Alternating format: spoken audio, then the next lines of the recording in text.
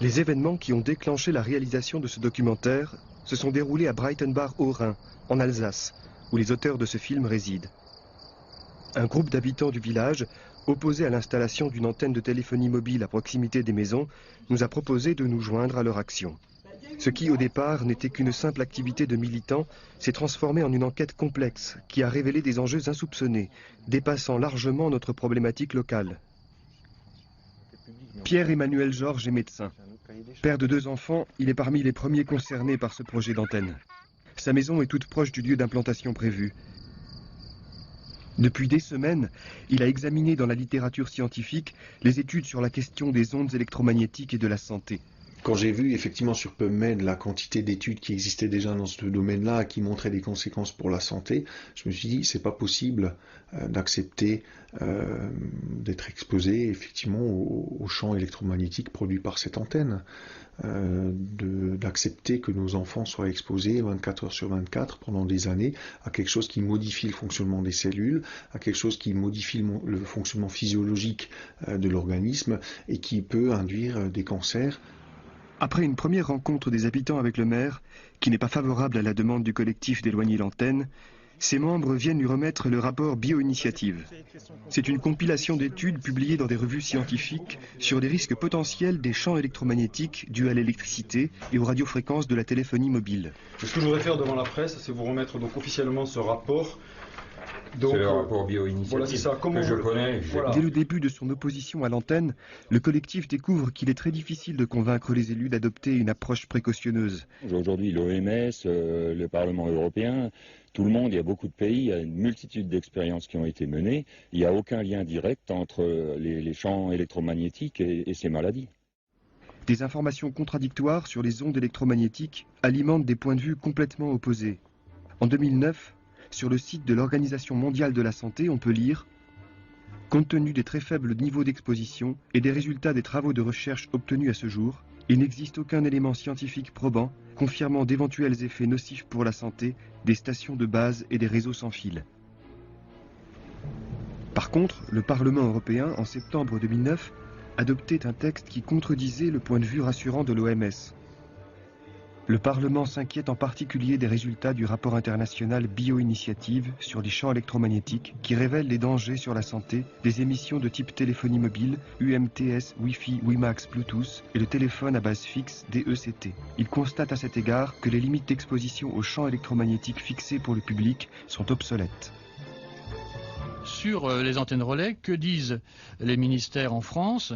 Eh bien, ils parlent d'absence de risque sanitaire identifié. Du côté des industriels du secteur, qui communiquent au public que la technologie du sans-fil ne présente aucun danger pour les populations, on trouve cependant des indices qui laissent à penser que l'industrie prend des précautions au sujet des ondes électromagnétiques.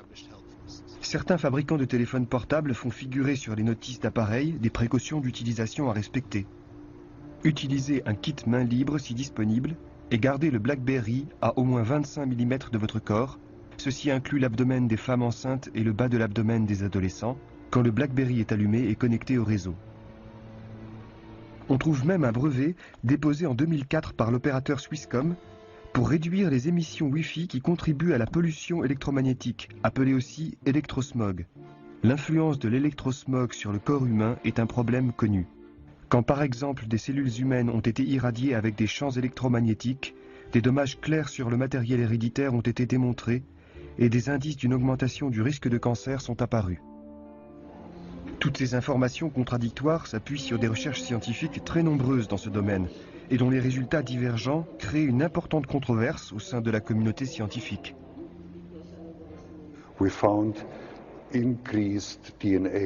Nous avons trouvé une augmentation des lésions de l'ADN après l'exposition de cellules humaines à des basses fréquences et à des hautes fréquences. De mon point de vue, les preuves concernant le cancer vont de plus en plus dans le sens qu'il n'y a pas de lien. Même au niveau international, comme ici au cours d'une conférence scientifique à Bruxelles, organisée par le CNIR, l'agence d'expertise de la Commission européenne, les avis s'opposent. Sur les effets biologiques, donc en particulier sur les effets sur les cellules, je n'ai pas entendu grand-chose. Alors des omissions de ce genre, C'est vrai qu'elles ne sont pas susceptibles de rétablir la confiance dans l'expertise. Elles montrent, pour moi, très clairement une lecture biaisée des résultats scientifiques. Elle me pose problème. Mon commentaire, c'est que si à partir de toutes les personnes que j'ai entendues aujourd'hui, vous pouvez en conclure qu'il y a un consensus, c'est parce que tous ceux qui auraient pu exprimer un avis contraire ont été soigneusement écartés ou pas pris en compte.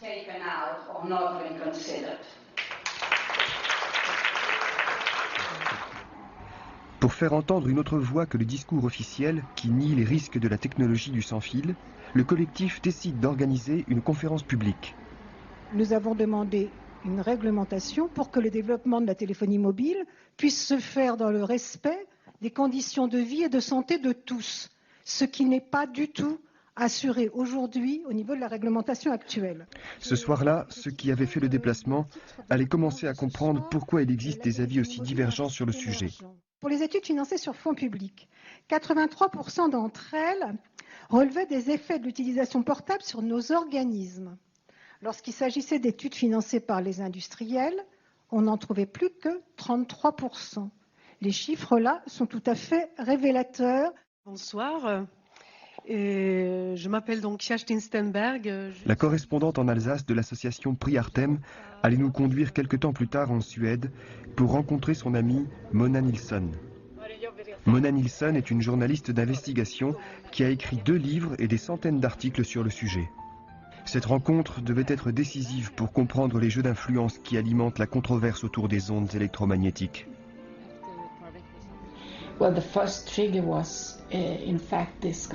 L'événement qui a déclenché mon intérêt pour ce sujet a été une conversation avec un ingénieur de la compagnie Ericsson qui avait de sérieux problèmes de santé. Il m'a dit qu'il y avait déjà 10 ans qu'Ericsson était tout à fait au courant que ces rayonnements provoquaient des dommages à leurs employés, qu'ils avaient de graves problèmes avec de nombreux ingénieurs qui étaient devenus électro-hypersensibles après avoir été exposés à ces rayonnements. Ils ont réduit l'exposition et beaucoup de ces employés ont pu retourner au travail. Plus j'ai enquêté sur ce sujet, plus j'ai découvert qu'il y avait dissimulation des faits. Il y avait une énorme quantité de connaissances scientifiques et de recherches qui, déjà dans les années 90, indiquaient que ces rayonnements pouvaient être cancérogènes, qu'ils pouvaient provoquer le cancer chez l'homme et aussi d'autres maladies. Mona Nilsson a interviewé de nombreuses personnes qui ont été longtemps exposées aux rayonnements électromagnétiques. Tore Falström, un ancien ingénieur de chez Motorola, est concerné à plus d'un titre par cette question. J'ai travaillé pour la recherche dans les télécommunications pendant 17 ans et jamais je n'ai entendu quelqu'un évoquer des questions de santé. C'est vraiment étrange pour moi. Comment ça? Comment vous pouvez expliquer que c'est tabou? Je ne sais pas. Je pense qu'ils nous cachent ces informations parce qu'ils ne veulent pas que ceux qui travaillent pour la recherche soient concernés par ça.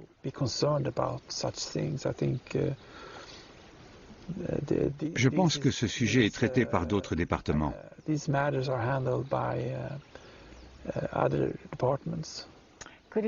Est-ce que c'était pas aussi parce que vous n'étiez pas autorisé à parler des risques pour la santé?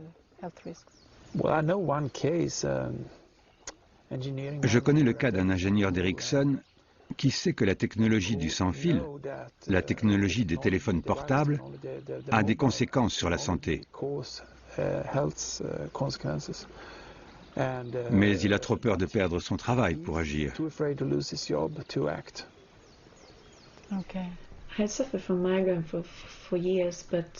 J'ai souffert de migraines pendant des années, mais ça a vraiment augmenté quand j'ai eu ce travail. J'avais mon nouveau portable 3G et une voiture sans antenne à l'extérieur. Je parlais à mes clients et à mes collègues toute la journée, des heures sur mon téléphone portable.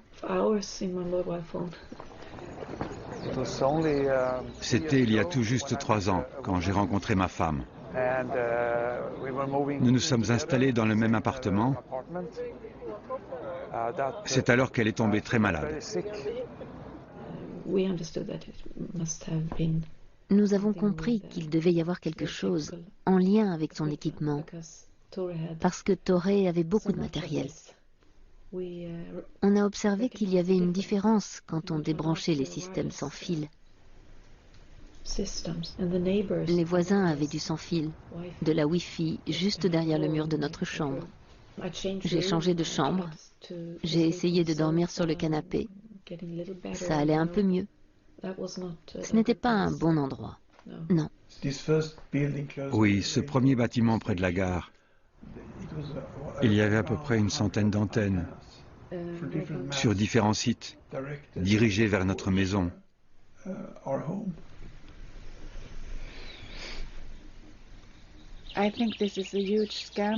Je pense que c'est un énorme scandale, dans la mesure où nous avons en Suède le plus gros fournisseur d'antennes de téléphonie mobile, Ericsson, et que nous n'avons pas d'études dans ce pays sur l'effet des antennes relais sur la santé.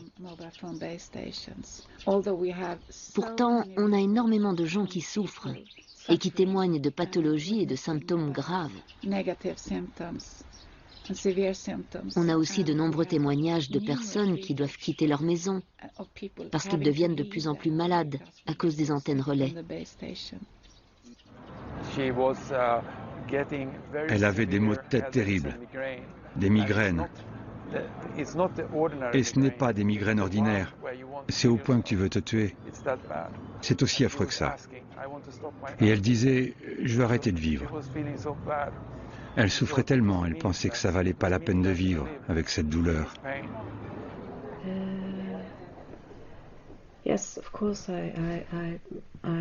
Oui, c'est vrai. J'avais le sentiment que j'allais en finir avec cette vie. Parce que c'est tellement compliqué. La situation est tellement difficile à vivre. C'est un cauchemar dont on ne se réveille pas.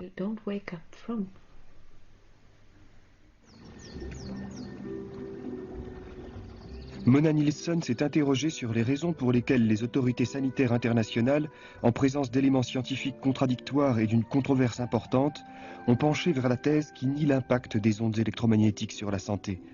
Dans ses ouvrages, elle a révélé des pratiques mises en œuvre par les industriels de la téléphonie mobile qui permettent de comprendre les causes de ce positionnement des autorités sanitaires.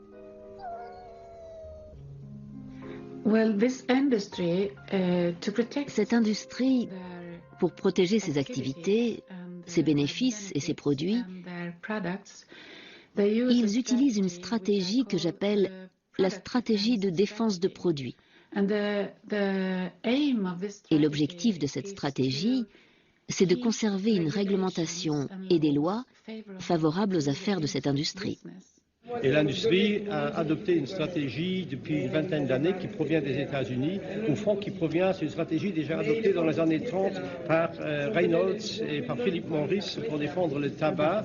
C'est-à-dire dès que des scientifiques peuvent démontrer qu'il y a des problèmes environnementaux ou sanitaires avec un produit, avec une technologie, alors tout de suite ils installent une stratégie globale, par exemple en donnant des fonds à des universités, à des laboratoires qui en ont besoin, et alors en leur disant il faut des contre-expertises, et dans ces contre-expertises, même vous n'avez même pas besoin de dire qu'il n'y a rien avec tout ça, mais seulement mettez en doute la première étude donc, qui montre ces effets. C'est normalement ces mécanismes-là qu'ils choisissent. La stratégie de défense de produits a été médiatisée par le docteur David Michaels, épidémiologiste et haut responsable en santé publique sous l'administration Clinton.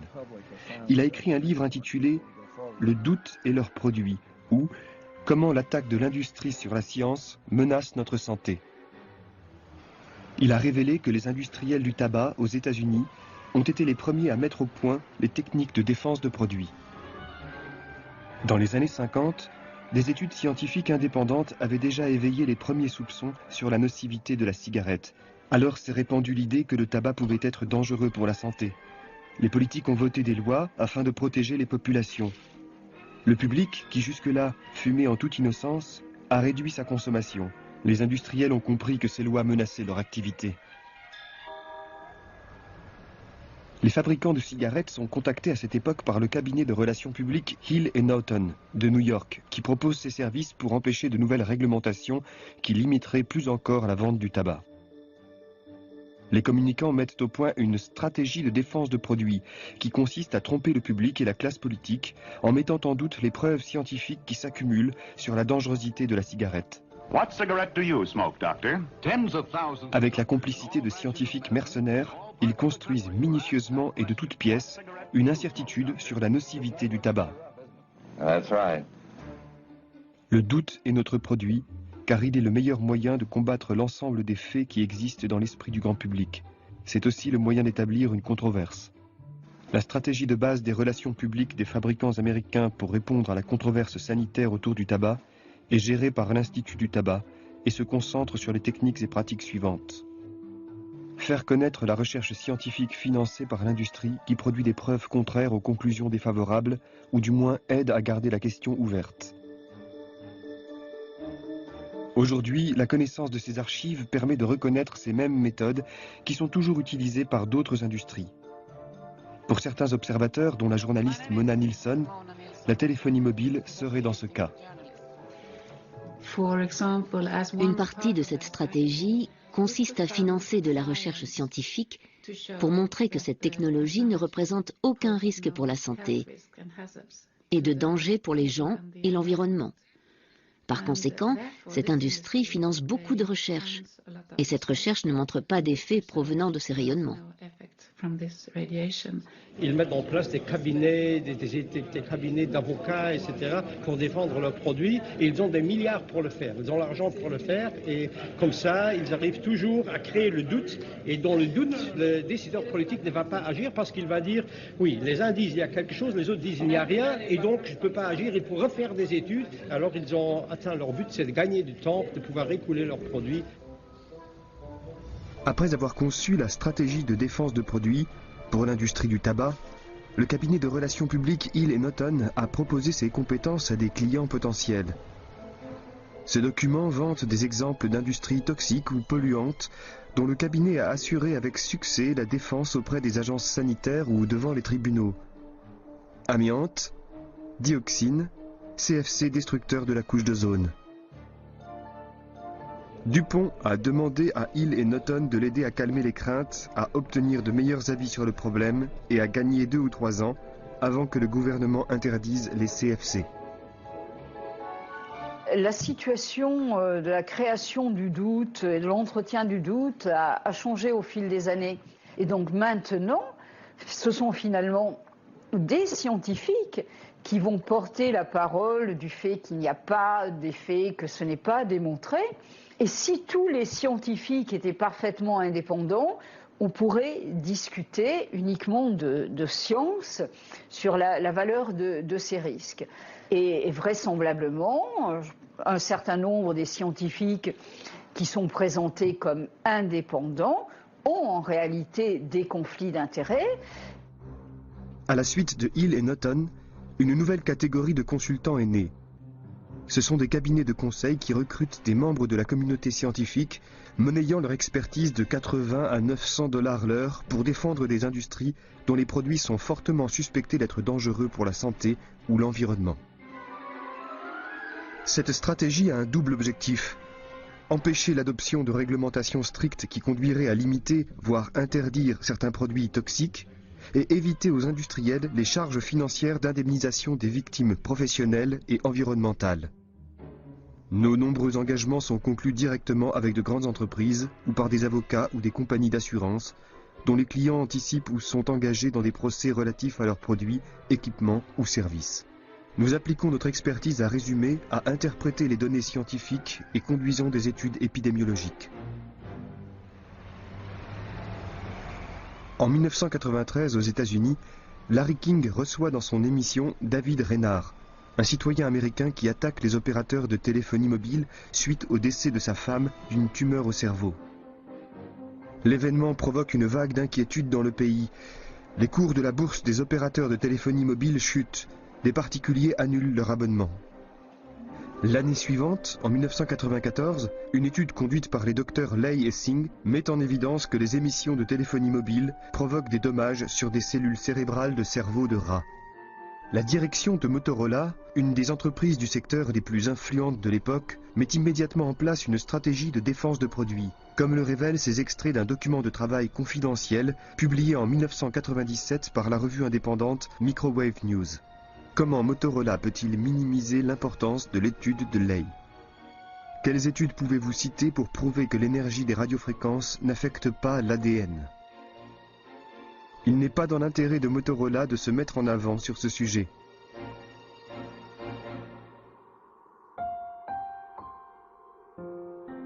En 1997, les résultats de 2 études scientifiques menacent à nouveau la bonne image de l'industrie du sans-fil.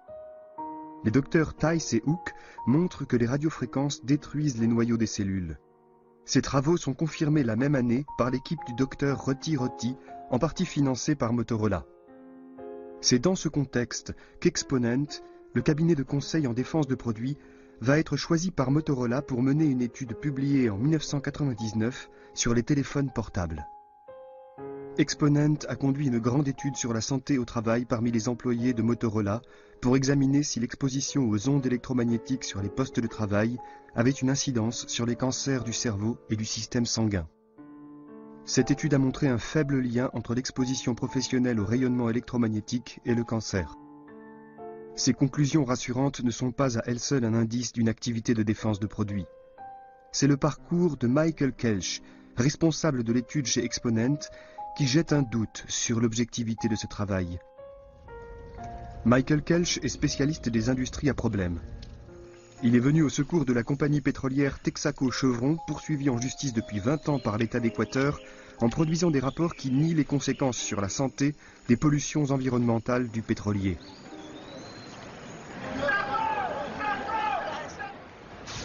Il défend également depuis des années les fabricants automobiles américains qui utilisent l'amiante dans les plaquettes de frein, malgré le classement de cette substance comme cancérigène par l'OMS. C'est la même chose avec le plomb, avec les PCB, qu'il y a eu toutes les affaires qu'il y a avec l'amiante, toutes les affaires qu'il y a eu au courant des 20 dernières années. C'est toujours la même chose. Il y a toujours des agences officielles qui disent non, il n'y a rien, nous ne trouvons rien. Il y a toujours des universitaires très souvent payés dans leurs travaux par les industriels qui disent non, il n'y a pas de problème. En fait, cette science financée par l'industrie pollue la science. C'est une pollution de la science et c'est une corruption de la science. Et depuis que nous avons la science, la société d'aujourd'hui juge en se basant sur la science.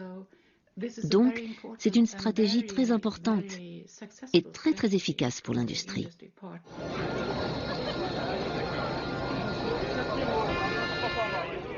L'exposition du public au rayonnement électromagnétique est réglementée au niveau international par des valeurs limites, appelées normes.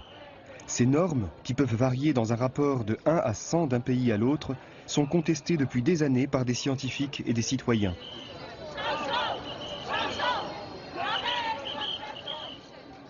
Les normes qui régulent la technologie de la téléphonie mobile proviennent d'un paradigme établi dans les années 50 par l'armée américaine.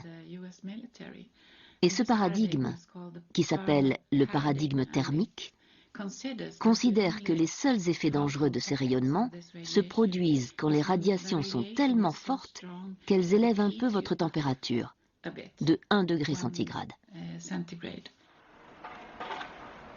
À partir des années 40 aux États-Unis, des effets indésirables des micro-ondes ont été rapportés par les opérateurs radio et radars de l'armée. Il s'agissait principalement de brûlures de la peau et des yeux. C'est cet effet d'élévation de la température qui a été utilisé à partir des années 50 pour la technologie du four à micro-ondes.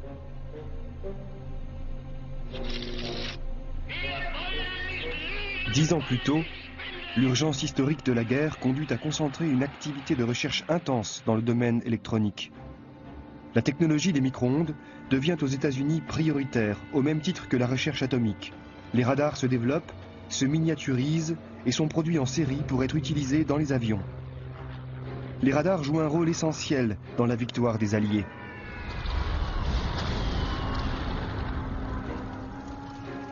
L'après-guerre inaugure une période de tension et d'affrontement idéologique entre l'Est et l'Ouest. C'est la guerre froide qui fait planer sur les populations civiles la menace nucléaire. La guerre froide déclenche une course aux armements qui lance une deuxième vague de recherche et de déploiement de la technologie des micro-ondes. En 1966, l'armée américaine et ses sous-traitants fixent les premières normes d'exposition aux radiations électromagnétiques pour protéger leur personnel. Ces normes sont fondées sur une approche théorique calculée 10 ans plus tôt par le biophysicien Hermann Schwann, qui conclut qu'aucun effet des micro-ondes ne peut exister en dessous de 200 volts par mètre. Le paradigme thermique est posé.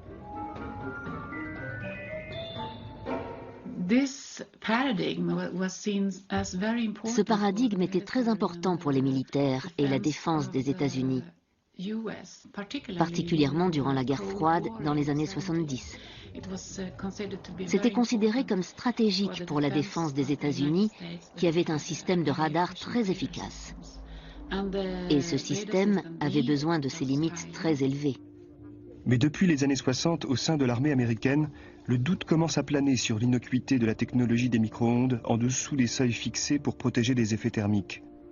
En pleine guerre froide en 1962, les Américains découvrent que leur ambassade à Moscou est exposée depuis 10 ans à des rayonnements électromagnétiques par les services secrets soviétiques. Un tiers du personnel y est anormalement malade et 2 ambassadeurs meurent de cancer. Les pratiques des soviétiques à l'encontre de l'ambassade américaine pouvaient sembler incompréhensibles si on se limitait à la vision occidentale du paradigme thermique.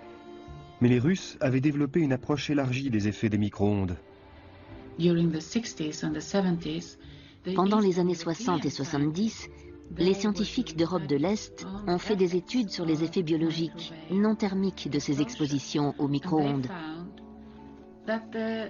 Ils ont observé que les radiations, bien en dessous des normes qui sont utilisées aujourd'hui pour la téléphonie mobile, provoquaient des symptômes qu'ils ont appelés le syndrome des micro-ondes. Les autorités américaines se sont penchées sur ces études russes qui décrivaient les effets provoqués par une exposition faible et prolongée à des champs électromagnétiques en dessous des normes américaines. Dans un rapport des années 70 d'un sous-traitant de l'armée, ces études soviétiques sont analysées et le syndrome des micro-ondes y est décrit dans le détail. Migraine chronique, douleur cardiaque, bradycardie, augmentation de la pression artérielle. D'autres rapports, dont celui de l'Agence du renseignement militaire des États-Unis, font état de ces effets. Les personnels exposés aux radiations micro-ondes en dessous des niveaux thermiques ont plus de perturbations neurologiques, cardiovasculaires et sanguines que le personnel non exposé. En 1971, un rapport de la Navy recense au niveau mondial un grand nombre d'études qui révèlent des effets biologiques suspectés d'être provoqués par les rayonnements électromagnétiques. Plus de 2000 références sur les réponses biologiques aux radiofréquences et aux radiations micro-ondes, publiées jusqu'en juin 1971, sont inclus dans cette bibliographie. Diminution de la fertilité, stérilité, altération du développement fœtal, attaque, convulsions, aberration chromosomique. Dans un autre rapport de l'armée, mortalité par cancer et base aérienne, il est indiqué: l'exposition chronique aux micro-ondes de faible intensité et ondes pulsées caractéristiques des radars pourrait influencer l'immunité et être la cause du taux important de mortalité par cancer autour des bases aériennes. Le problème avec cet endroit, c'est que nous avons un aéroport militaire à 1 kilomètre de la maison. Si tu as des soucis avec les rayonnements électromagnétiques, eh bien c'est le pire endroit au monde pour vivre.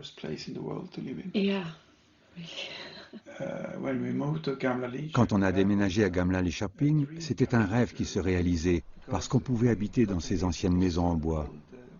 Toutes les maisons avaient un jardin magnifique. On était près de la ville. Nous pensions que ce serait mieux, mais c'est devenu pire après 1 an. On a oublié qu'il y avait un aéroport militaire. On n'a jamais pensé à ça. On n'a pas compris que les pistes d'atterrissage étaient dirigées vers Gamla-Lidköping. Quand ils démarrent leur système, je peux le sentir. 10 minutes avant que ça commence, j'ai des violents maux de tête. Je dis à Torres, ça y est, c'est reparti. Quelle heure est-il? Oui, 8h30. C'est bien ça. Et 10 minutes après, le bruit arrive et il décolle. Quand vous avez cette activité militaire dans le ciel toute la journée et que quelqu'un s'approche de vous avec un smartphone, c'est insupportable. C'est comme si votre migraine explosait, vous brûlez à l'intérieur. Je peux reconnaître quand les gens envoient un SMS et quand le téléphone émet. C'est comme un pic d'énergie que je sens dans ma tête. C'est comme une aiguille qui vient dans votre tête, dans votre cou. Et quand cela m'atteint tellement de fois dans la journée, vous avez des migraines très très violentes après. Ça devient une douleur nerveuse, vraiment nerveuse. Et vous la ressentez aussi dans la poitrine et dans votre nuque. Et les muscles sont comme contractés. Contractés. Et ça ne vous lâche pas. Vous ne pouvez pas avec votre... Comment tu dis? Le contrôler avec l'esprit. Avec votre esprit le contrôler, non. C'est comme des spasmes.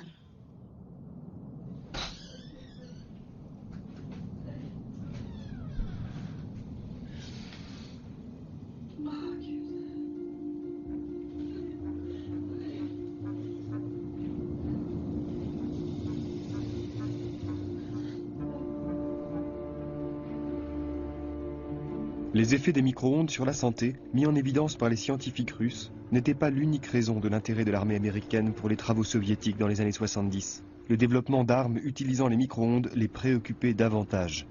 Les normes soviétiques dans les années 70, plus précautionneuses, 1000 fois plus basses que celles des États-Unis, sont alors soupçonnées par l'armée américaine et l'industrie militaire d'être une stratégie des Russes pour empêcher le bloc de l'Ouest de développer des armes à micro-ondes. Ils essaient de limiter notre efficacité opérationnelle en mettant des obstacles inutiles à notre utilisation de dispositifs micro-ondes, en particulier les armes. Pour plaider en faveur des normes instaurées par les Américains, l'argument économique est aussi avancé dans ce rapport de l'armée. Si les nations occidentales étaient plus strictes sur les normes d'exposition, cela aurait des effets défavorables pour l'industrie et le fonctionnement militaire. Plus tard, l'industrie des télécommunications a suivi la voie tracée par les militaires pour exploiter cette technologie qui pouvait exister grâce à ses limites très très élevées, qui sont en fait destinées à protéger l'industrie et non pas les gens et l'environnement.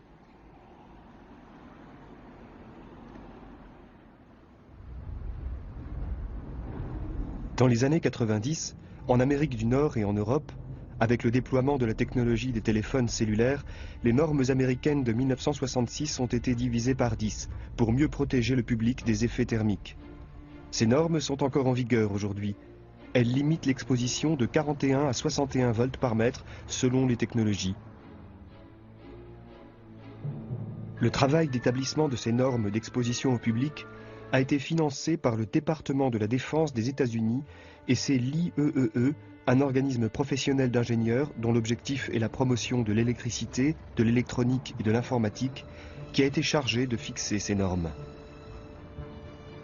Depuis, malgré ces normes définies par les industriels et les militaires, partout dans le monde, les citoyens sont préoccupés par l'implantation massive des antennes relais à proximité de leur lieu de vie. Bonjour Monsieur Bécuve, comment allez-vous? Bonjour, Thierry, bonjour. En France, Janine Lecalvez a fondé l'association Priartem pour obtenir des autorités locales et nationales une réglementation plus précautionneuse pour la santé des citoyens. Elle a particulièrement suivi le cas de Rexpood dans le nord de la France. Ici, les opérateurs ont installé leurs antennes à 100 mètres d'une école. 2 enfants ont été atteints par des cancers rarissimes du système nerveux. Le décès de l'un d'eux a provoqué une mobilisation d'une partie des habitants pour éloigner les antennes de l'école. Mais le maire de Rexpood n'est pas favorable à ce projet. Pas convaincu du tout, parce que moi je considère qu'on est au niveau d'exposition, à des niveaux de données, au niveau des mesures relativement faibles.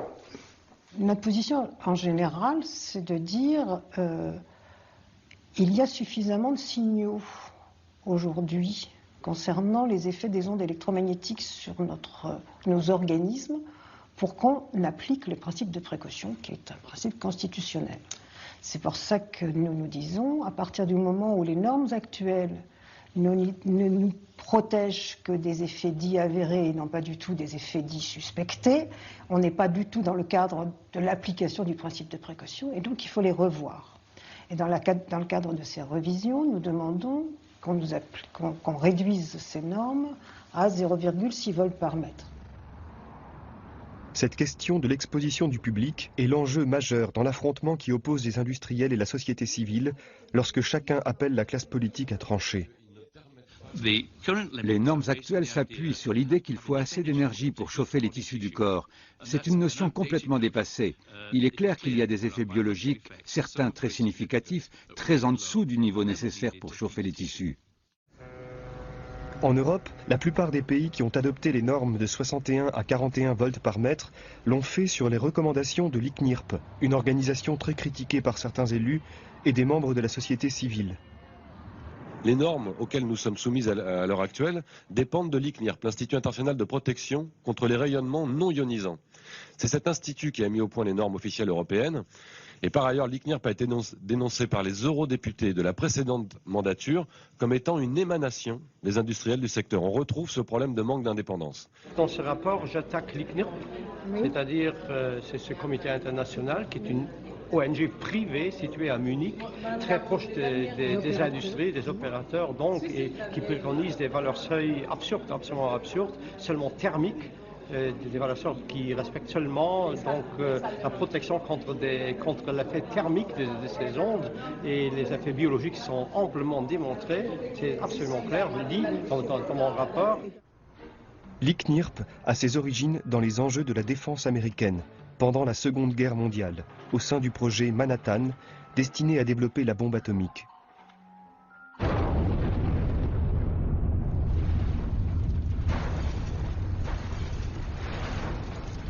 Un groupe de scientifiques fut affecté à étudier les effets sur la santé des rayonnements ionisants.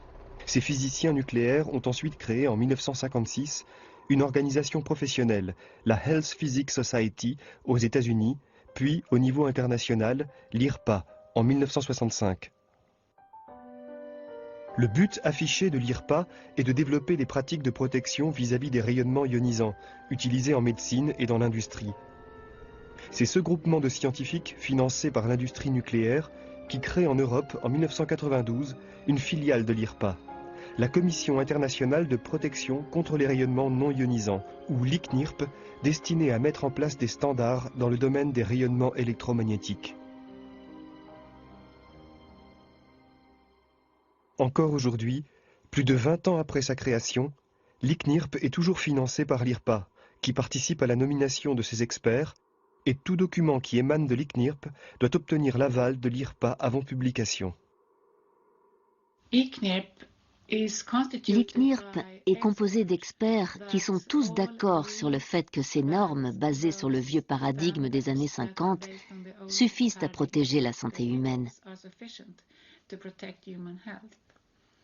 Et aucun expert critique n'est autorisé ou invité dans cette organisation.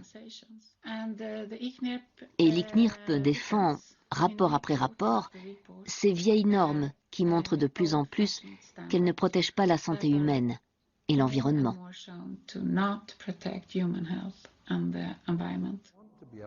Le parcours du premier président de l'ICNIRP, le biophysicien spécialiste du nucléaire Michael Repacholi, qui prône depuis 20 ans la thèse d'absence de risque des ondes électromagnétiques, alourdit les suspicions qui entourent cet organisme.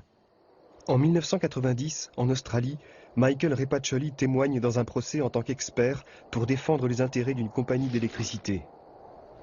En 1995, à Christchurch, en Nouvelle-Zélande, où des parents s'opposent à une antenne relais à 70 mètres d'une crèche, il vient au secours de l'opérateur Bell South.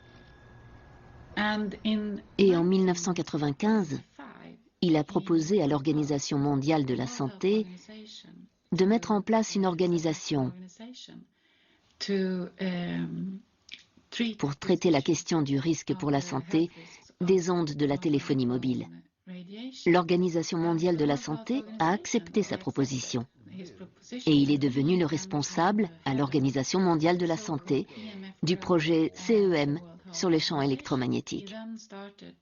Alors il a commencé à inviter les experts de l'ICNIRP, qui devaient non seulement évaluer la science et le risque pour la santé au niveau de l'ICNIRP, mais aussi à l'Organisation mondiale de la santé.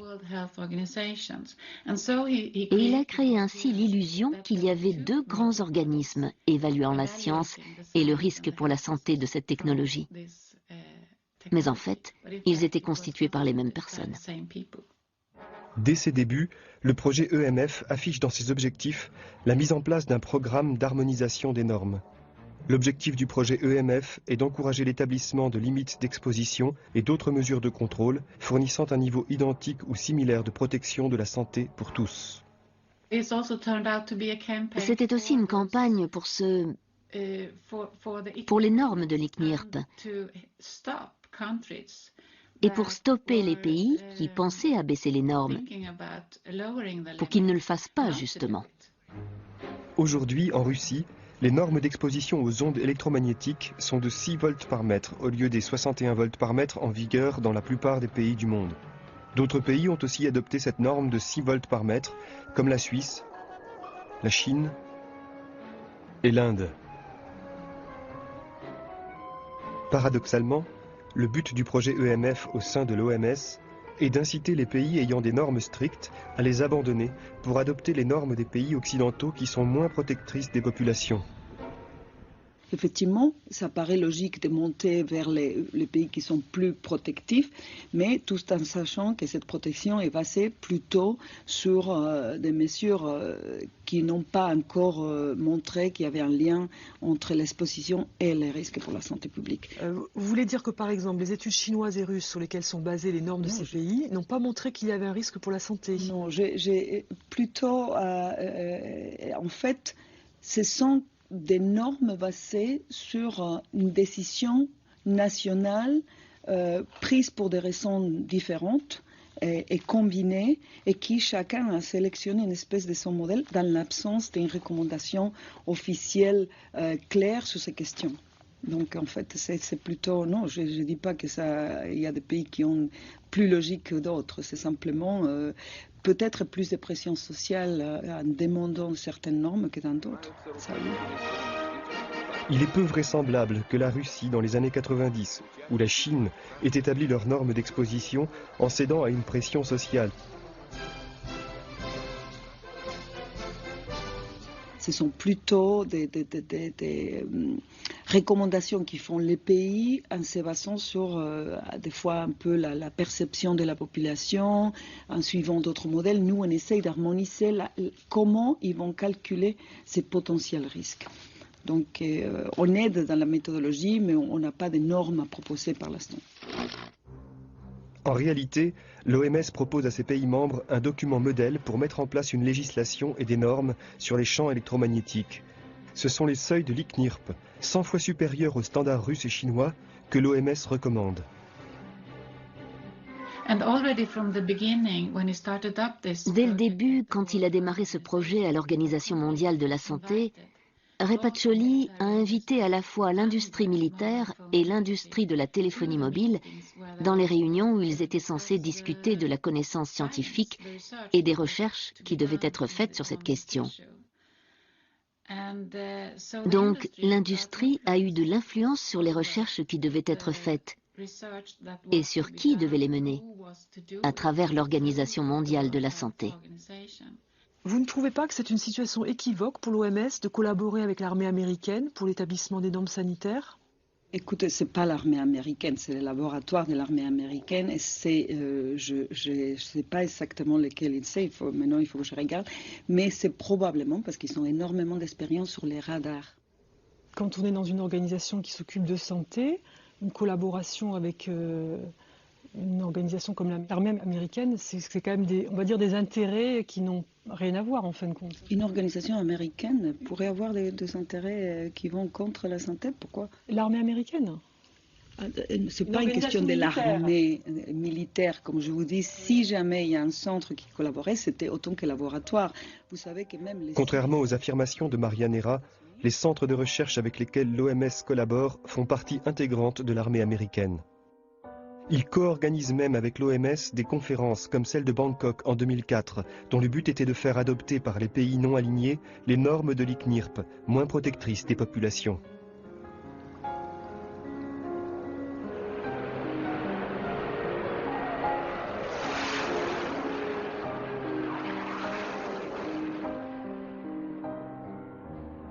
Cette implication de l'armée américaine dans l'établissement des normes mondiales peut s'expliquer par la nouvelle stratégie du Pentagone après le 11 septembre 2001. Le déploiement des bases militaires américaines a été réorganisé en réduisant leur taille et en multipliant leur nombre dans les endroits stratégiques aux 4 coins de la planète.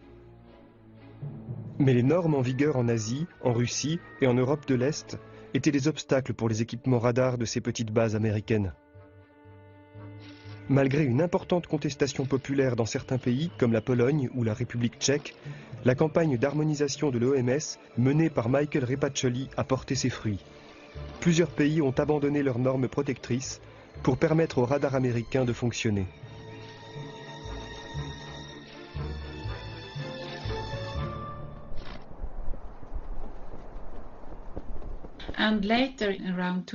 Et plus tard, autour de 2005, on a découvert que pour ce projet CEM sur les champs électromagnétiques à l'Organisation mondiale de la santé, Michael Repacholi recevait des fonds directement des organisations de lobbying de la téléphonie mobile. L'argent transitait par un hôpital en Australie.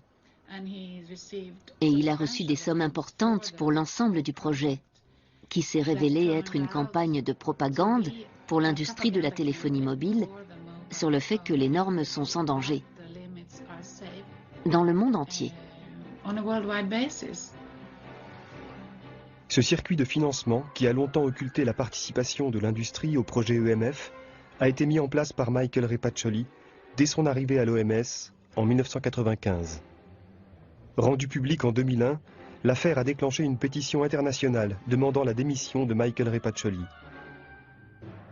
Il a quitté l'OMS en 2006 et les fonds de l'industrie ont cessé d'affluer.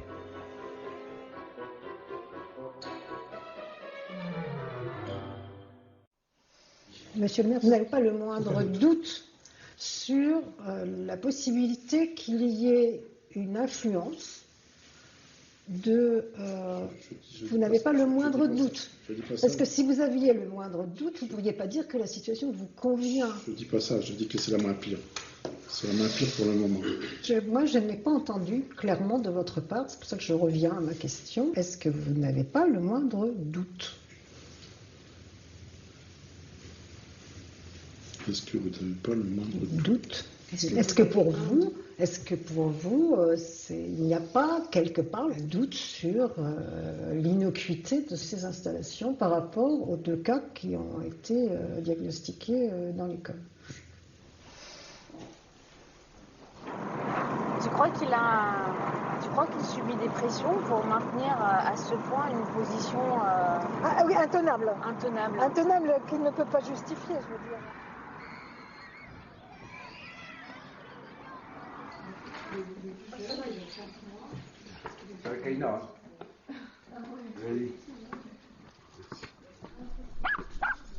Valentin est un des 2 enfants de Rex Pood, dont la maladie, une tumeur cérébrale, a contribué à lever des questions sur la présence des antennes à proximité de l'école. Ça a commencé en janvier 2007. Il avait tout le temps mal à la tête, mais des petites douleurs qui ne duraient pas très longtemps. Et il avait quel âge à ce moment-là? Il allait avoir 7 ans. On sentait qu'il était pas comme d'habitude, quoi. Une fatigue, il était tout le temps fatigué. Et jusqu'en mai, un matin, il s'est levé, pas des maux de tête, mais il y a eu des vomissements. On est allé voir le neurologue au mois de juin, et là ils ont vu qu'il y avait une grosse tumeur de plus de 5 cm de diamètre, et qu'il fallait le faire tout de suite hospitaliser. Après, il a eu sa rechute 3 semaines après, des maux de tête. Non, il n'y avait pas des maux de tête, il y avait des douleurs tout partout dans le corps. Et puis là, pareil, on est parti d'urgence sur l'île. Et puis là, ils ont vu qu'il faisait une grosse rechute avec métastase au niveau des méninges. Voilà. La colonne vertébrale. Ouais, méninges, colonne vertébrale. Et puis il s'est retrouvé handicapé, quoi. Et les médecins, est-ce qu'ils ont fait le lien? Non, moi j'ai posé la question. On a posé la question. Et alors? Non. J'ai demandé si c'était pas dû à des antennes. Non, c'est dans les gènes. Moi, j'ai fait le recensement des écoles concernées par une concentration anormale de pathologie. Et il y a 6 cas. Il y a Saint-Cyr, il y a Ruitz, il y a Rexpoud, il y a Draveil, il y a Lyon et Villeneuve-de-la-Raho. Et à chaque fois, c'est les mêmes types de pathologies. Cerveau et sang. Sang ou moléculaire, on est pensé. Je veux dire, ça interpelle quand même. Ils n'ont pas plus d'éléments pour dire ce n'est sûrement pas ça que nous pour dire c'est sûrement ça.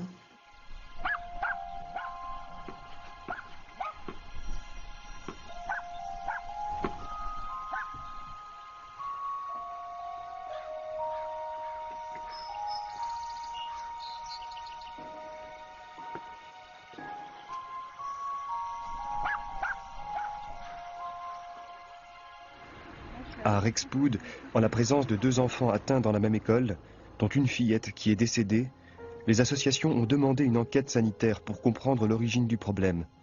Mais 6 ans après les événements, les autorités refusaient toujours cette demande au motif qu'il aurait fallu un 3e enfant malade.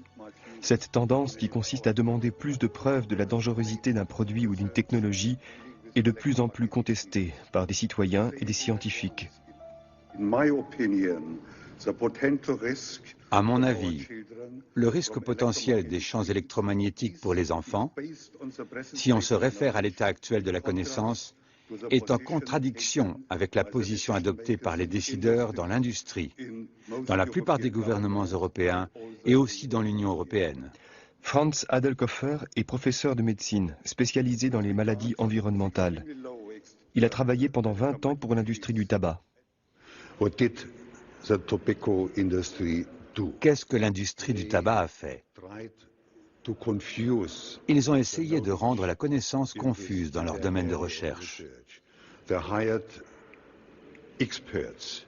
Ils ont embauché des experts qui ont dit au public, avant de tirer des conclusions qui seraient nuisibles à l'intérêt d'une industrie importante, nous devons avoir plus de certitude sur les risques éventuels de ce produit. Et la même chose a été reprise par l'industrie de l'électricité et de l'électronique. Ils demandent beaucoup plus de certitude sur le fait que leurs produits, le téléphone portable, nuisent à la santé des gens, avant qu'ils n'acceptent de changer légèrement leurs produits. Pour le téléphone mobile, nier l'existence même des preuves qui apparaissent progressivement autour d'une technologie est une façon détournée de réclamer encore plus de preuves. C'est ce que font les industriels. Bien, je cite, « Aucune preuve scientifique ne permet de démontrer aujourd'hui que l'utilisation des téléphones mobiles présente un risque pour la santé. » Une preuve scientifique d'un risque sanitaire implique la certitude absolue d'un lien de cause à effet entre un agent et une maladie. Avant que ce lien de causalité soit admis de façon incontestable, il existe une gradation des niveaux de la preuve dans le domaine scientifique. Lorsque vous dites qu'il n'y a pas de relation de cause à effet, ce que vous voulez dire, c'est qu'il n'existe aucune preuve à un niveau très élevé. Entre ce niveau très élevé et rien, où il n'y a aucune preuve d'un lien de causalité, il y a une longue suite de preuves qui va d'une légère suspicion scientifique du risque, où nous en étions il y a 3 ans avec les tumeurs de la tête et les cancers, dans le groupe exposé dont j'ai parlé, à des soupçons scientifiques de risque, à des raisons d'inquiétude, à un équilibre des probabilités, à une certitude raisonnable, etc. On retrouve cette approche graduée de la preuve dans la classification des agents cancérogènes du Centre international de recherche sur le cancer de l'OMS, le CIRC. En fonction de la connaissance scientifique disponible, une substance ou une technologie sera classée dans la catégorie qui correspond au niveau des certitudes de sa dangerosité. Cette classification s'échelonne en 5 groupes. En 2011, le CIRC a classé les ondes électromagnétiques dans la catégorie 2B, c'est-à-dire possiblement cancérogènes. Le Dr Ban était responsable de la publication du rapport sur cette classification. La conclusion, premièrement, c'est basée sur les études épidémiologiques en combinaison avec les études très bien contrôlées dans le laboratoire chez les animaux. Et la combinaison de ces deux données, deux bases de données, donne en anglais limited evidence à l'un et limited evidence à l'autre, et une combinaison de deux limited evidence donne une 2B. Limited evidence signifie, selon la définition du CIRC, qu'une association positive a été observée entre l'exposition à l'agent et le cancer, pour laquelle le groupe de travail considère comme crédible un lien de cause à effet, mais sans qu'on puisse éliminer avec une certitude raisonnable le hasard, un biais ou des facteurs de confusion. Pourtant, suite à la classification des ondes électromagnétiques en cancérogènes possibles, aucune campagne de prévention internationale n'a été mise en place par l'OMS. On ne peut pas dire qu'il n'y a rien, parce que l'épidémiologie, et ce n'est pas seulement le téléphone portable, c'est aussi, il y a des données dans l'industrie du plastique, par exemple, les personnes qui sont les techniciens auprès d'installations de radars. Il y a des signaux ici et là qui disent qu'il y a quelque chose par rapport à l'exposition à ce type de radiation. On ne peut pas expliquer, on a des idées, mais on ne peut pas établir un mécanisme. Donc petit à petit, il y a des données qui s'accumulent. Mais je pense que le fait qu'il y ait eu quand même une classification comme cancérogène possible est une indication claire du risque, même si les mécanismes d'action, pour certains, ne sont pas parfaitement connus. Et si on exige d'avoir une connaissance parfaite des mécanismes, de nouveau, on va retarder la prise de précaution ou la prévention. Il existe cependant des études qui pourraient révéler des mécanismes d'action des ondes électromagnétiques sur le vivant. Leif Salford, un chercheur suédois, a mis en évidence des effets sur la barrière hémato-encéphalique, qui assure l'étanchéité entre le sang et le cerveau. Et nous avons prouvé maintes et maintes fois avec nos rats, dans nos expériences, qu'il se passe des choses. Il y a une fuite d'albumine à travers la barrière hémato-encéphalique dans le cerveau de ces rats. Alors la barrière hémato-encéphalique, en fait, c'est une barrière biologique qui protège notre cerveau des toxines qui existent dans notre sang. Donc c'est quelque chose d'absolument essentiel pour la protection de notre cerveau et de notre système nerveux central. 28 jours après 2 heures d'exposition à ces champs très faibles, nous trouvons des lésions dans les neurones. Des neurones morts, les neurones sombres, que vous pouvez voir jusqu'à 50 jours après l'exposition. Une étude comme celle de Leif Salford sur la barrière hémato-encéphalique, ou BHE, qui semble identifier un mécanisme d'action, constitue une menace sérieuse pour l'industrie. Le cas des recherches de Leif Salford illustre comment les études qui pourraient constituer des preuves du risque font l'objet d'une activité particulière dont le résultat est de réduire leur portée dans le cadre de l'évaluation sanitaire. Par ailleurs, en ce qui concerne par exemple les effets sur la barrière hémato-encéphalique, s'il y a eu autant d'efforts de recherche pour reproduire les effets montrés par l'équipe de Salford, c'est évidemment parce que beaucoup de scientifiques ont pensé que c'était des résultats qui étaient à même de montrer de possibles effets délétères chez l'homme. Et finalement, on a beaucoup plus d'études et de groupes différents qui suggèrent qu'il n'y a pas d'effet lorsque des animaux sont exposés à des bas niveaux de radiofréquence avec des signaux de la téléphonie mobile que de groupes qui suggèrent l'inverse. Je vais revenir sur ce qu'a dit Isabelle Lagroix. Je vais lui donner un exemple à propos de la BHE. 7 sur 10, pas d'effet. Donc j'en déduis que 3 sur 10, effet. Donc, tout d'un coup, ça devient pas d'effet, consensus. Bon, que fait-on des 3 autres? Peut-être que ce serait intéressant quand même de se poser des questions. Donc, je ne vois pas où est le problème par rapport à la barrière hémato-encéphalique. On a des études qui montrent des effets, des études qui ont cherché spécifiquement à reproduire ces effets et qui ne sont pas parvenues dans 3 équipes différentes, en France, au Japon et aux États-Unis. Et au final, on arrive à avoir des études, à avoir juste l'image que j'ai montrée aujourd'hui. Il était aussi important de se poser la question des conditions dans lesquelles avaient été montées ces réplications, plutôt que simplement se dire, puisque la réplication ne donne rien, c'est que le résultat de la première étude est faux. Dans certains laboratoires, comme celui de Bordeaux, par exemple, eh bien, on fait essentiellement de la réplication. C'est-à-dire, on prend les études qui montrent des effets, et puis on les réplique pour montrer qu'il n'y a pas d'effet. Et 1 moins 1, et ça fait 0. Et donc, ça n'existe plus. Le laboratoire auquel fait référence Janine Le Calvez a conduit en 2008 une étude destinée à répliquer les travaux de Leif Salford sur la BHE. C'est Isabelle Lagroix qui en était responsable, avec la participation de Bernard Verret, tous deux membres de l'ICNIRP. En partie financée par Bouygues Télécom et France Télécom, l'étude n'a pas reproduit les effets délétères observés par Leif Salford sur les cerveaux des rats. Une deuxième étude qui a échoué à répliquer les résultats de Leif Salford sur la BHE, citée par Isabelle Lagroix à Bruxelles, a été menée au Japon et financée par ARIB, une association des industries de la télécommunication. La troisième étude qui fait référence pour réduire la portée des résultats de Leif Salford a été menée en 2009 par le laboratoire de l'US Air Force qui collabore avec l'OMS. Dans cette étude, les rats étaient exposés au rayonnement pendant seulement 30 minutes au lieu des 2 heures de l'étude initiale de Leif Salford qui avait montré une dégénérescence des neurones. Certaines études gênantes pour l'industrie peuvent difficilement être répliquées. On peut alors observer autour d'elles des campagnes de dénigrement qui tentent de les discréditer.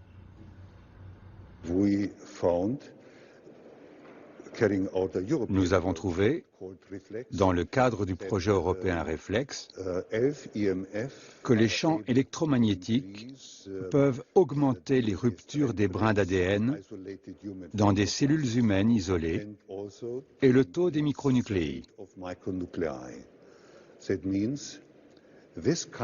Cela signifie que ce type de rayonnement a le potentiel de faire ce qui est nécessaire pour voir apparaître le développement du cancer.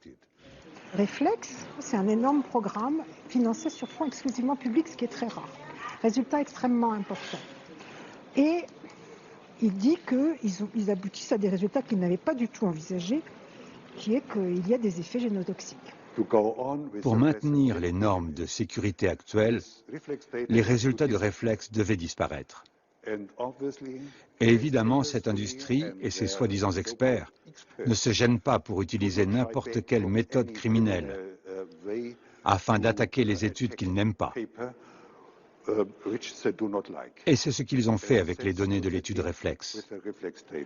En 2008, Alkofer et l'une des équipes de Reflex, l'équipe de Vienne, de l'Université de Vienne, qui était dirigée à l'époque par Rudiger, décident de continuer à travailler sur l'UMTS. Ils avaient travaillé d'abord sur le 900 MHz. Ils décident de travailler sur l'UMTS. Et là, donc le travail est presque fini et va être publié.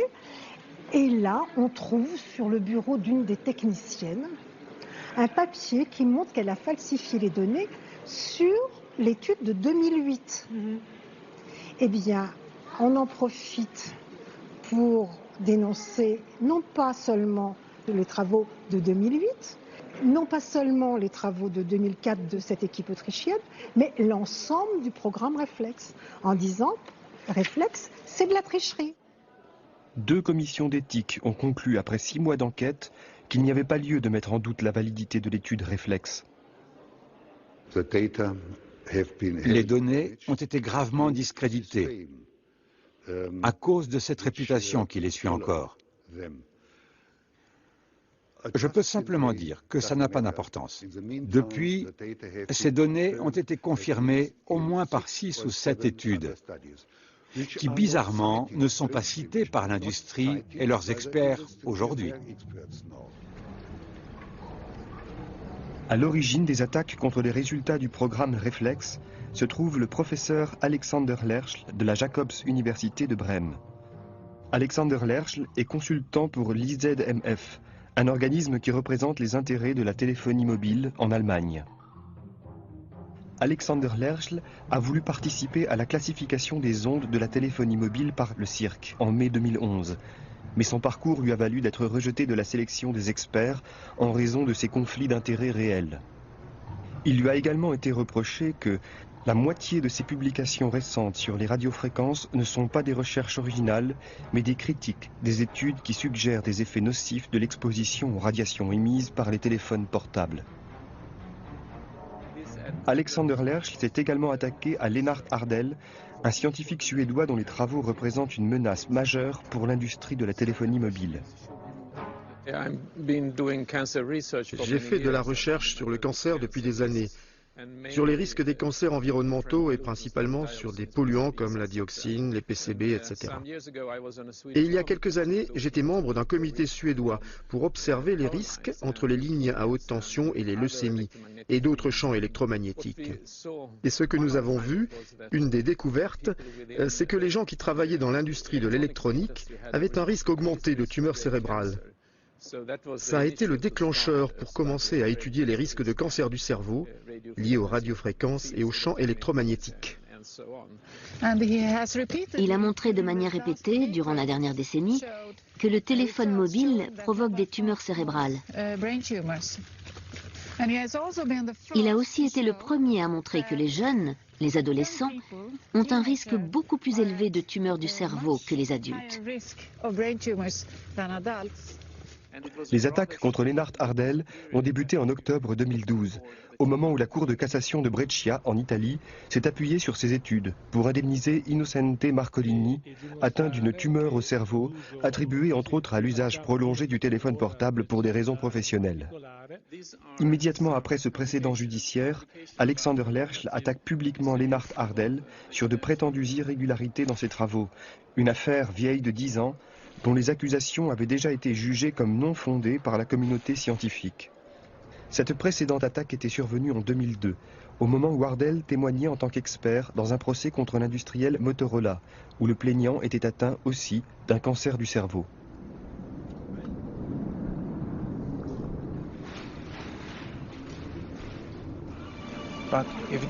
Mais si ça ne s'améliore pas en déménageant à Golenscave, il ne restera plus qu'une seule option. Ce sera de trouver un endroit encore plus isolé. Mais je sais qu'elle détesterait ça. Tu ne veux pas vivre dans les bois quand tu es tellement malade que tu ne peux même pas gérer ta propre existence. Mais c'est le cas pour de nombreuses personnes électro-hypersensibles. Ils n'ont pas le choix. Ils sont forcés de vivre dans des conditions misérables, en manquant de chauffage, en manquant de nourriture, en manquant de médicaments, en manquant de médecins, en manquant de toutes sortes de services que la société fournit normalement. C'est une situation impossible à gérer pour une personne seule. Oui. Ou même pour un couple. C'est pour ça que c'est vraiment terrible que la société nous abandonne. Oui.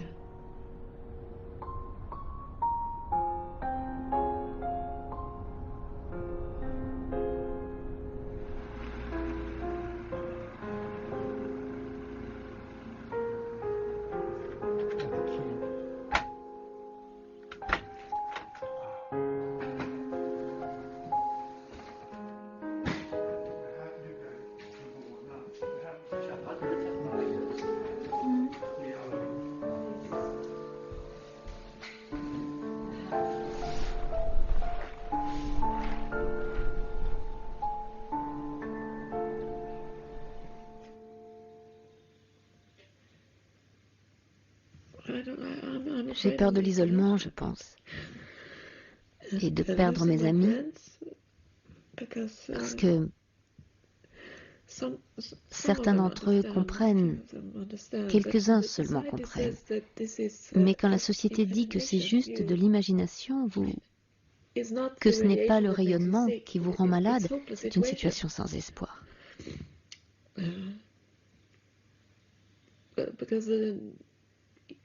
Parce qu'il y a tellement de gens qui ne vous croient pas.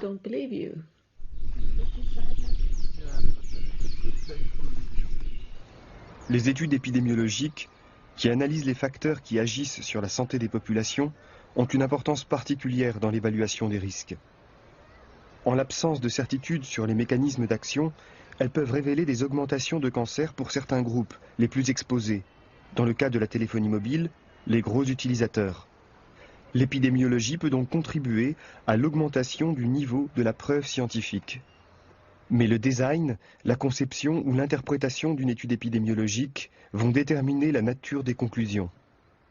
Joachim Schutz a coordonné une étude sur l'incidence de l'utilisation des téléphones portables sur les cancers du cerveau au Danemark.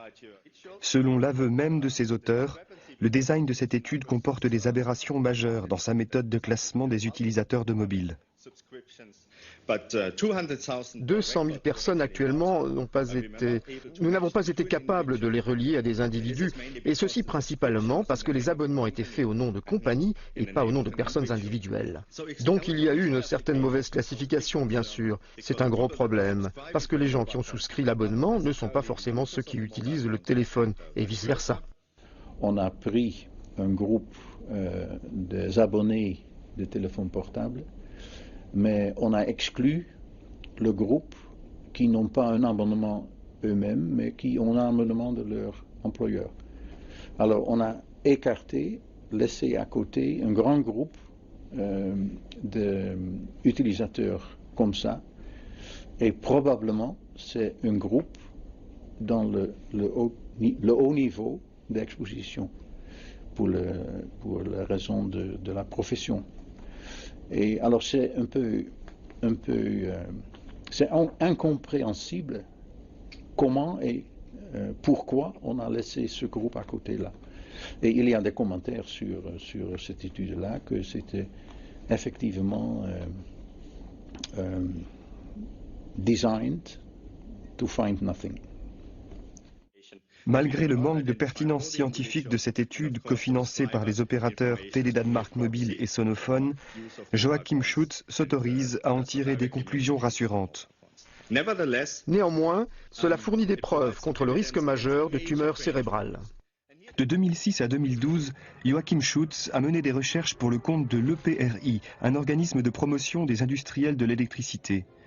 Alors qu'il était encore en charge de ses travaux, financés par des fonds de l'industrie, il est entré au Centre international de recherche sur le cancer de l'OMS, le CIRC, en 2010, en tant que responsable de la section environnement et radiation. Sa présence au sein du CIRC pourrait expliquer la publication par cette agence des conclusions lénifiantes de l'étude danoise conçue pour ne rien trouver. Cette étude ne montre aucun lien entre l'utilisation de téléphones portables, y compris l'utilisation à long terme de plus de 10 ans, et le risque de gliome ou toute autre tumeur du cerveau. Ça fait partie d'un des signes typiques des amis de l'industrie, des scientifiques financés par l'industrie. Ils montrent toujours le bon côté de l'histoire pour l'industrie, les bons résultats. Mais ils ne parlent pas des résultats négatifs dans les résumés des études, qui est la partie de l'étude que la plupart des gens qui consultent des rapports scientifiques vont lire. Mais les gens ne lisent pas plus que les conclusions? La plupart des gens ne lisent que les résumés. Oui. Les études scientifiques sont résumées à travers leurs conclusions par quelques phrases. Dans la communication de leurs résultats au public, le choix de chaque mot va donc être d'une importance stratégique pour les industriels. Ce fut le cas pour l'étude Interphone, qui a révélé en 2011 que les gros utilisateurs de téléphones portables avaient un risque accru de développer des cancers du cerveau. Une phrase, extraite des conclusions de l'étude Interphone, permet aux industriels de diffuser un message rassurant aux élus européens. Elle a été publiée en mai l'année dernière et n'a pas trouvé, comme vous pouvez voir, au total, d'augmentation du risque de cancer du cerveau. Bien sûr, si vous voulez mal communiquer ces résultats sur les tumeurs de la tête, tout ce que vous avez à faire, c'est d'utiliser le mot « au total », qui a été utilisé dans la présentation précédente. Et n'a pas trouvé, comme vous pouvez voir, au total, d'augmentation du risque de cancer du cerveau. Parce que, bien sûr, il n'y a pas de risque au total si on prend toutes les personnes exposées. Il y a un très grand nombre de personnes dans ces études qui ont moins de 10 ans d'exposition, là où le risque ne se manifestera pas. Mais la manière correcte de faire, bien sûr, c'est de se limiter au groupe qui a le plus de risques. Ici, c'est le groupe exposé plus de 10 ans. si on regarde les études dans leur ensemble, il n'y a pas de risque augmenté de tumeurs du cerveau à l'heure actuelle, mais si on regarde dans les études les personnes qui ont été le plus exposées le plus longtemps, ces personnes-là ont un risque augmenté de tumeurs du cerveau. Même au plus haut niveau des agences sanitaires, à l'OMS, on retrouve des phrases clés qui communiquent de manière ambiguë la réalité de la situation sanitaire et participent au processus de création du doute. En mai 2011, le Centre international de recherche sur le cancer de l'Organisation mondiale de la santé, avec l'aide de 31 experts du monde entier, a classé le rayonnement des radiofréquences, y compris les radiations de la téléphonie mobile, comme peut-être cancérogène, dans la même catégorie que par exemple le plomb. Et 3 semaines plus tard, c'était très étrange, parce que le siège de l'Organisation mondiale de la santé a publié un communiqué qui rejetait le risque de cancer et la classification du cancer. Alors que la classification du CIRC porte sur l'ensemble des radiofréquences, le fact sheet 193 n'évoque que les téléphones portables. Cette formulation crée l'impression que la classification ne concerne pas les autres utilisations des radiofréquences, antennes relais, Wi-Fi, DECT, radar, applications industrielles. Mais la phrase « À ce jour, il n'a jamais été établi que le téléphone portable puisse être à l'origine d'un effet nocif pour la santé » ne tient pas compte de l'apparition d'un début de preuve. Cette formulation de l'OMS ressemble étrangement au discours des industriels qui demandent le niveau le plus élevé de preuves scientifiques. Et le fait que vous-même pouvez interpréter cette phrase comme contradictoire, ça veut dire que c'est pas très clair et c'est même un peu trompeur. Alors on a demandé effectivement l'OMS à Genève de faire en sorte que cet élément soit corrigé dans leur fact sheet. Mais malheureusement, j'ai vérifié, cette phrase est toujours là. D'accord. Et en effet, c'est pas faux, mais c'est pas tout à fait clair pour le public. Parce que quand on lit ça, on dit il n'y a rien. Cette phrase clé a permis aux industriels de diffuser un message qui minimisait la classification du CIRC, alors que celle-ci reconnaissait pourtant un début de preuve d'augmentation des cancers dû à l'exposition aux radiofréquences.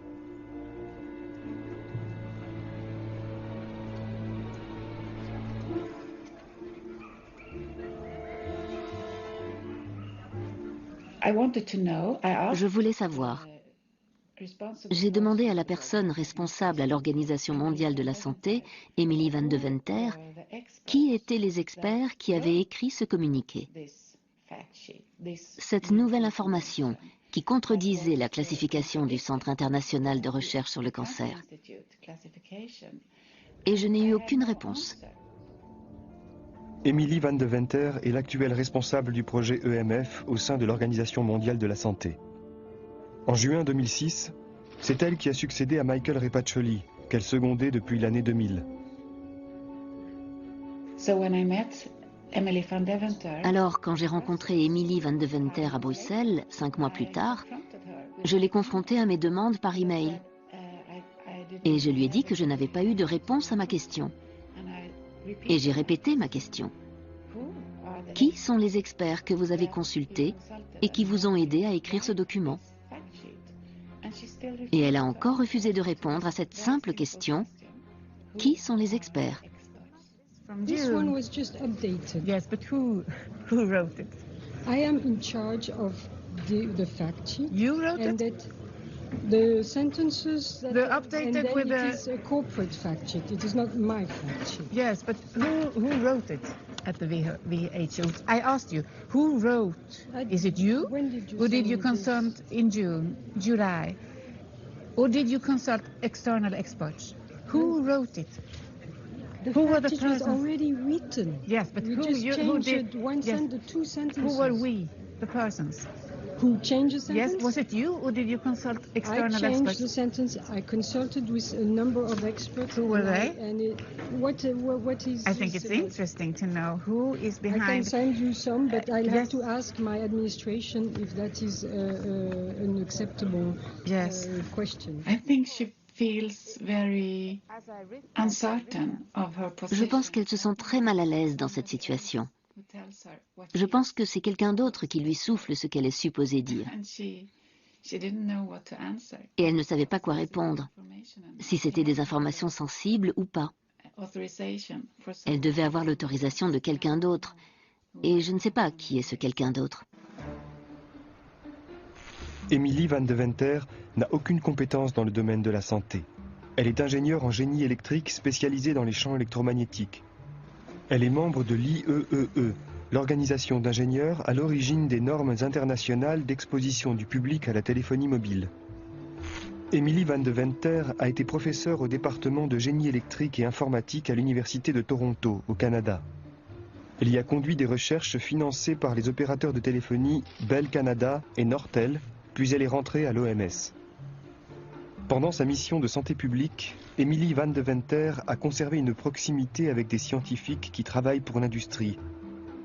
Avec ceux qui défendent ouvertement les intérêts des entreprises électriques, elle a coécrit un article qui remet en cause le champ d'application du principe de précaution.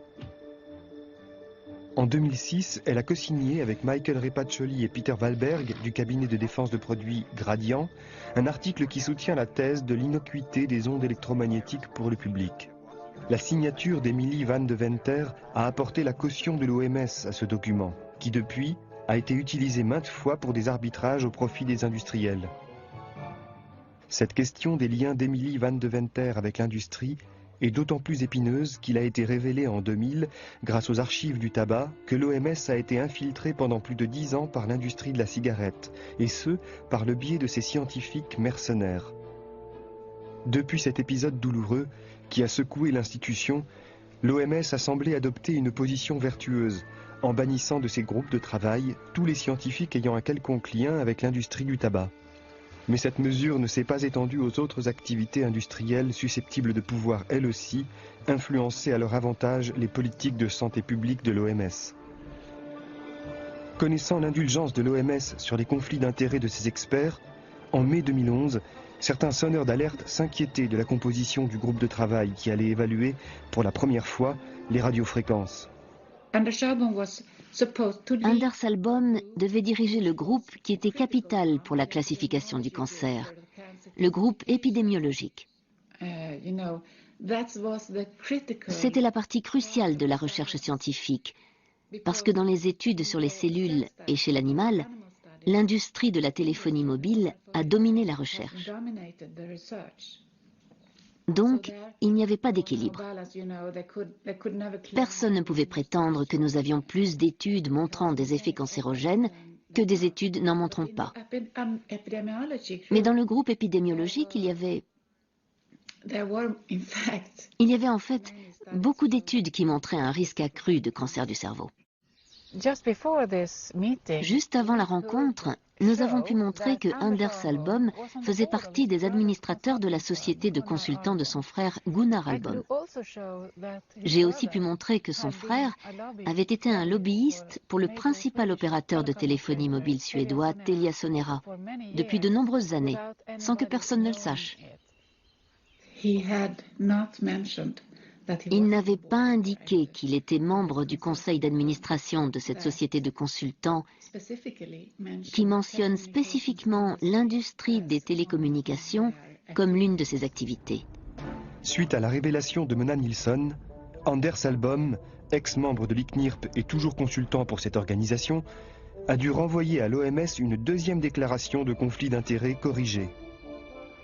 Dans un email au cirque, il se justifie en déclarant que cette information sur sa position d'administrateur dans sa société de lobbying ne lui a jamais semblé être pertinente. Le 20 mai, 3 jours avant l'ouverture de la session, Anders Albom est exclu du groupe d'experts. La première chose que Albom a faite quand il a su qu'il devait être renvoyé des experts de l'évaluation, a été de tenter de faire aussi éjecter Ardel du groupe d'experts. Parce que Lennart Ardel, qui a constamment montré que les rayonnements des téléphones mobiles représentaient un risque pour les cancers du cerveau, faisait aussi partie des 32 experts de l'évaluation. Et Anders Albom a tenté à plusieurs reprises d'influencer le cirque pour qu'il se débarrasse aussi de Ardel. Dans un email du 20 mai, adressé au directeur du cirque, Anders Albom essaie de réactiver la campagne de dénigrement qui avait tenté de discréditer Lennart Ardel en 2002, au moment du procès Newman contre Motorola. Il accuse aussi Lennart Ardel de conflit d'intérêts, invoquant des collaborations avec Cindy Sage, une gérante d'une société de conseil pour la protection contre les ondes électromagnétiques.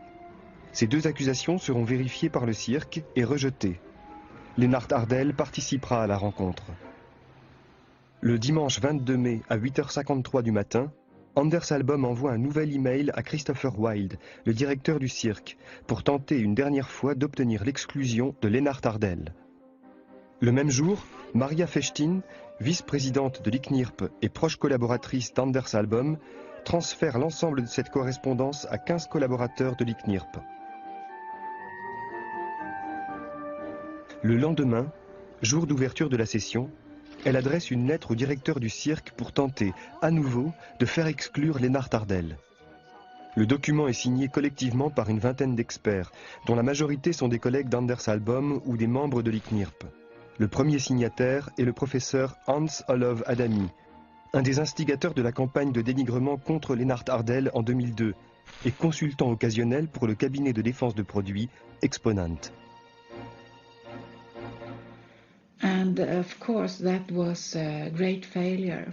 Bien sûr, ça a été un énorme échec pour l'industrie de la téléphonie mobile et pour Anders Albom lui-même.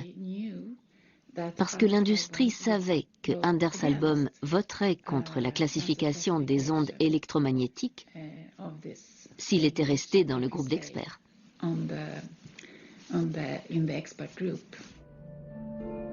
En mai 2011, pour la première fois, 40 ans après les premières études qui avaient révélé la nocivité des micro-ondes, cette technologie a été officiellement déclarée comme peut-être cancérogène.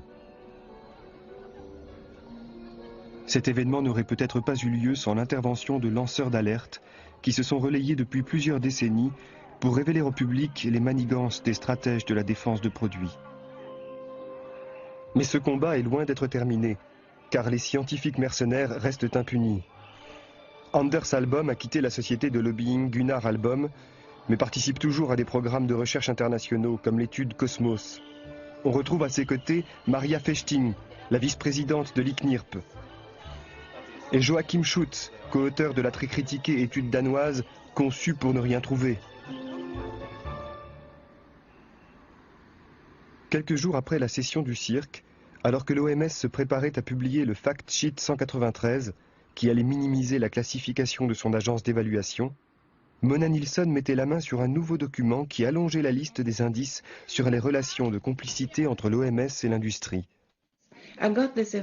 J'ai obtenu cette information en demandant à l'Institut Karolinska une copie de la correspondance d'email entre Anders Albom et Emily Van Deventer de l'Organisation mondiale de la santé. Le dimanche 22 mai à 22h11, la veille de l'ouverture de la session d'évaluation du cirque, Emily Van Deventer écrit à Anders Albom qui vient d'être démasqué pour avoir dissimulé ses liens avec l'industrie. « Cher Anders, ceci est vraiment une situation malheureuse. Outre le changement de perspective vraiment inquiétant que votre absence va créer, j'étais également impatiente d'entendre votre point de vue argumenté dans un forum important, et j'espérais vous avoir pour le déjeuner dimanche prochain. » Même Emily Van Deventer, à l'Organisation mondiale de la santé, considère que c'est très inquiétant. Le changement de perspective que l'absence de Anders Albom pourrait provoquer au cirque sur la classification des rayonnements des téléphones mobiles. Cela nous révèle quelque chose sur l'attitude d'Emily Van Deventer, sur le fait que c'est inquiétant si on obtient une classification de ces rayonnements. Mais pour qui est-ce inquiétant?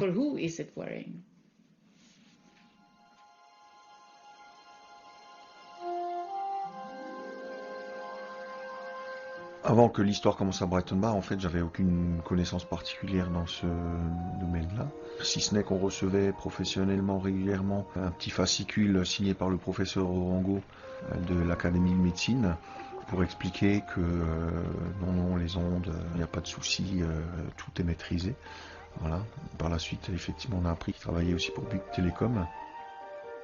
Ce qui m'a frappé aussi, c'est que parfois on peut se retrouver dans la situation de mouton et suivre sans réfléchir ce qu'on nous dit. Et alors il ne s'agit pas de tout remettre en cause et de voir des complots partout, mais d'avoir un œil critique. Donc entre-temps, l'antenne a quand même été installée sur le site. L'association a déposé un recours au tribunal administratif et a obtenu gain de cause.